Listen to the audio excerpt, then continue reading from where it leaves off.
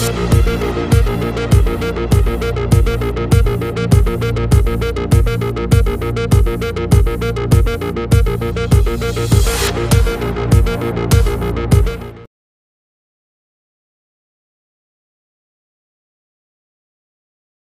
sea, generación de escenarios dinámicos regionales de cambio climático en México, ¿no? O sea, necesitamos modelos como los que mostraron, pero con una resolución tal que nos permita resolver la orografía.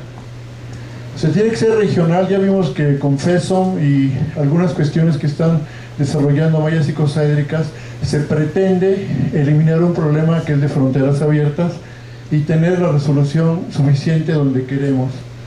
Eso aquí en México ahorita pues prácticamente es imposible. Implica un problema matemático muy fuerte, pero también de cómputo. Entonces, hablar de escenarios regionales en México realmente es una utopía, ¿no?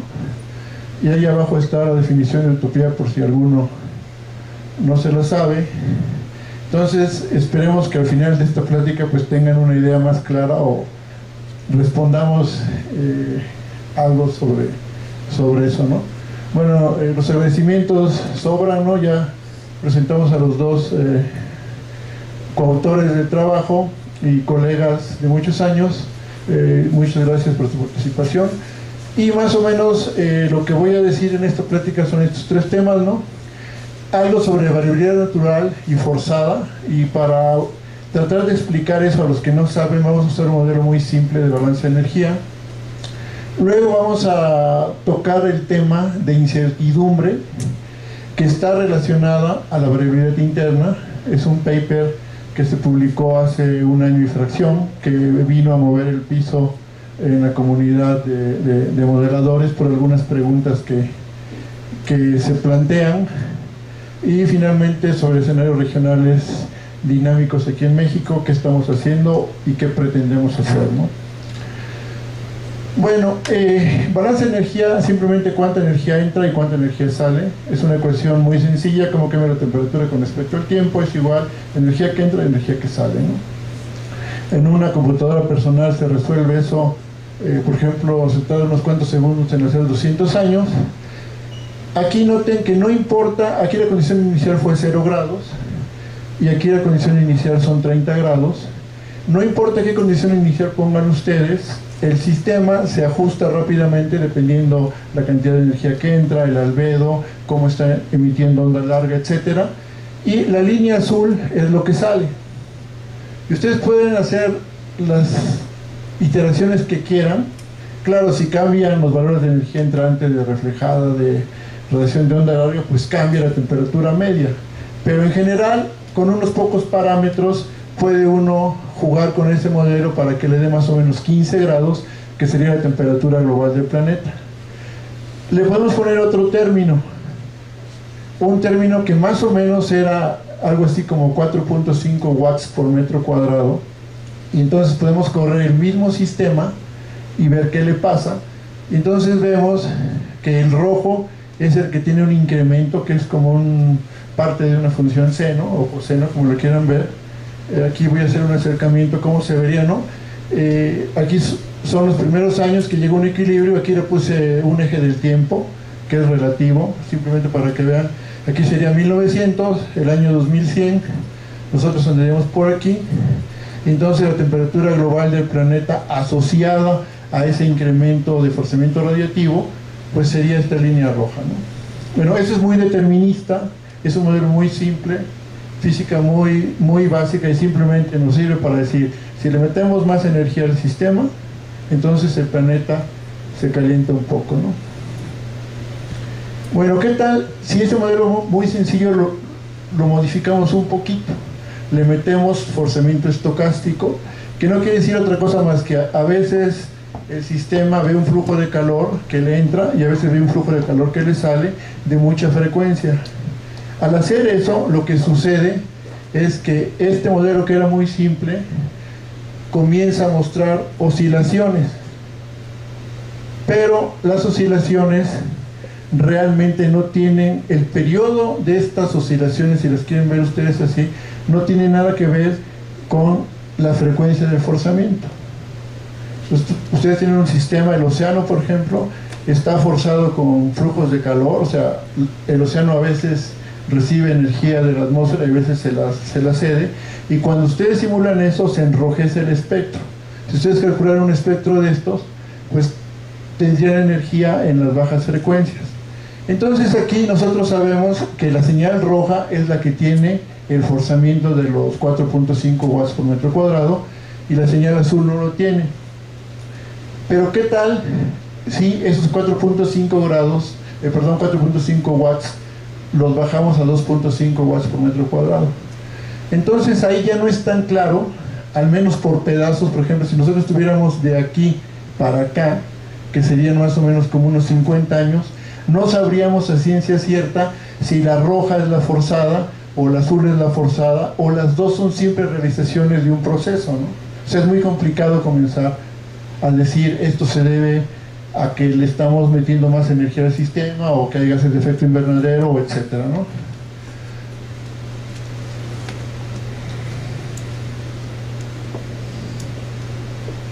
No pasa esta cosa. No sé si ya se...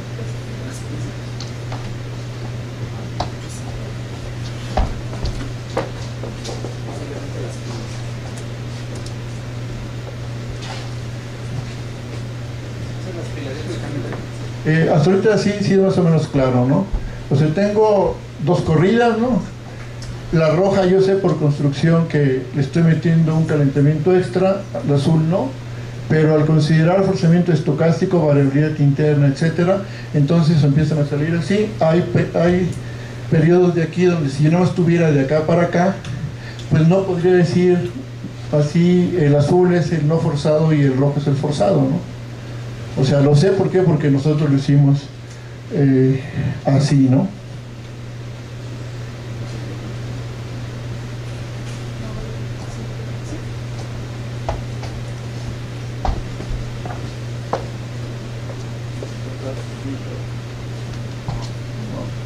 Entonces, se puede ir cambiando para... ¿no?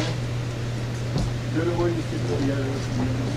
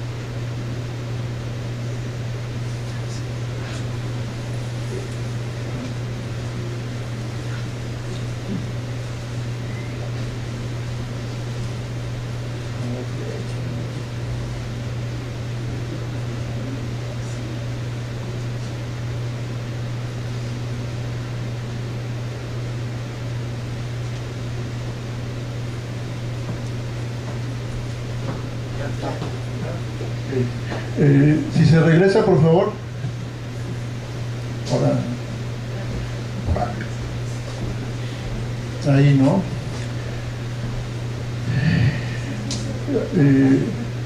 Allá, ¿ya sirve?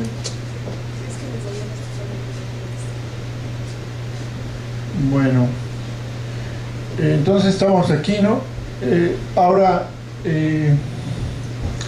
estas cosas simulan una temperatura global, ¿no?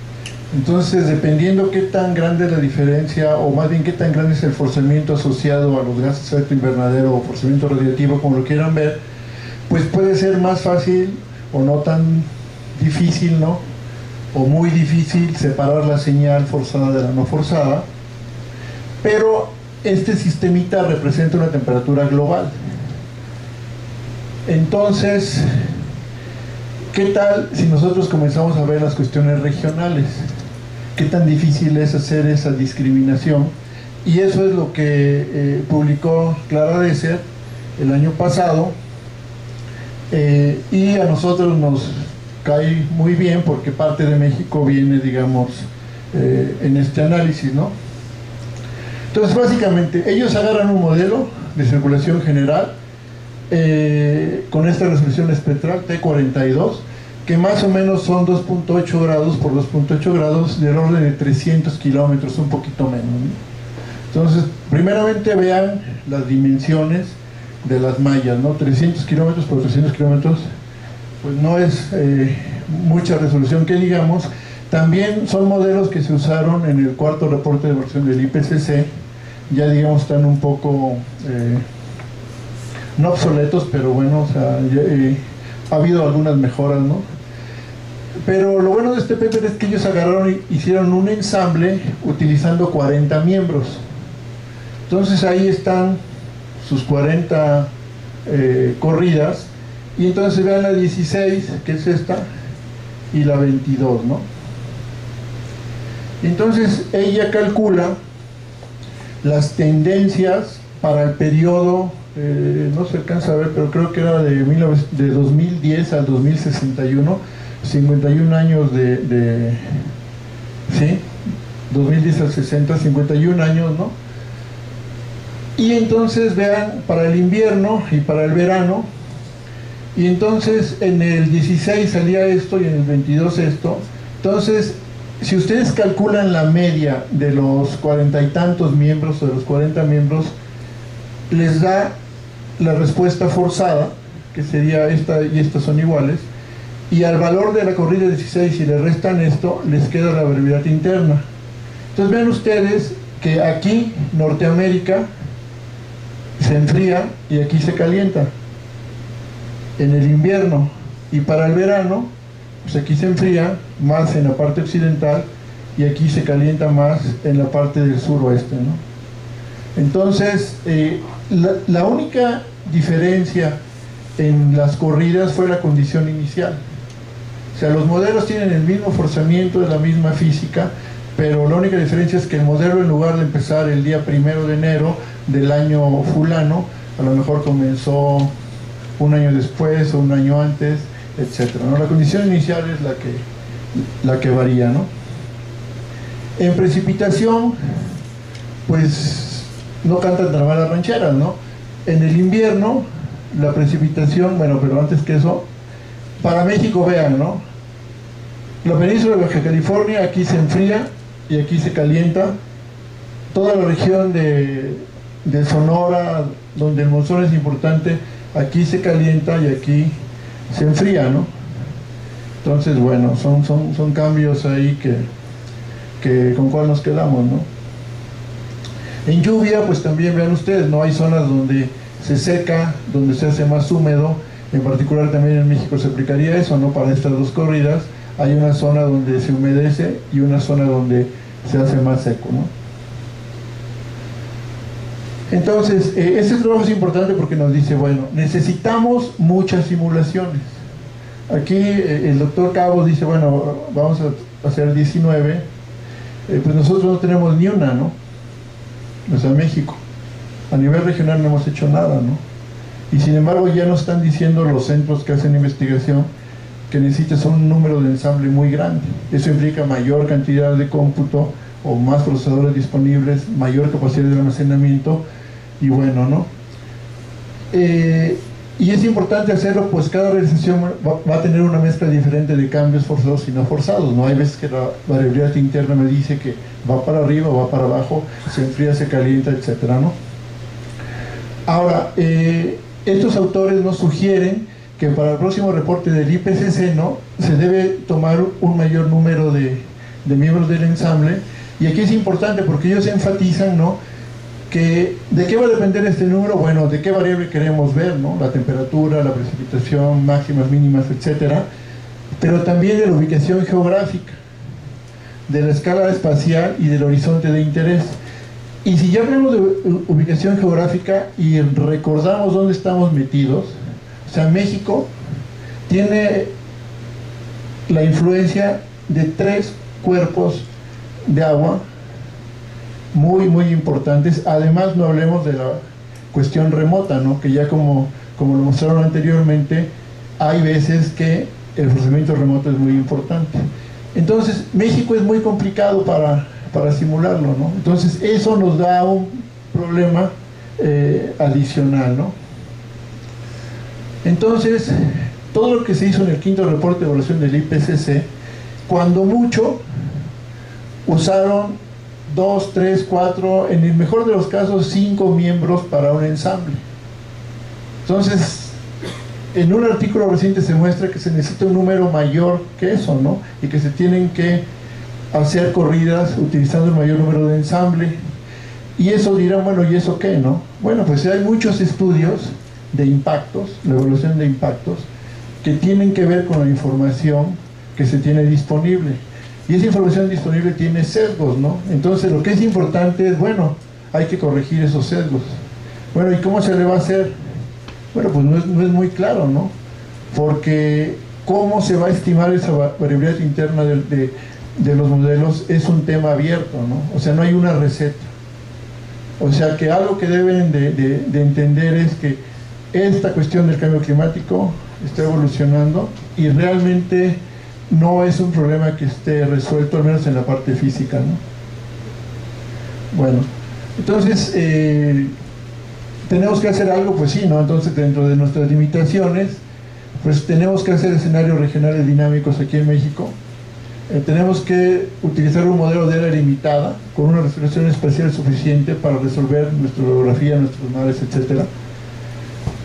Y básicamente, al elegir un dominio, tenemos que simular el clima y compararlo con nuestro registro observacional, ¿no? Ya después de esto podemos proyectar el clima, ¿no? Bueno, esto ya lo mostraron. Nosotros empezamos con este dominio en rojo que está aquí. Ahí está la resolución de la malla, ¿no? Más o menos arriba de unos 12, 13 kilómetros en esta parte, ¿no? Que es lo que a nosotros nos interesa. Esa es una instantánea del valor mensual para enero de 1998, para que vean.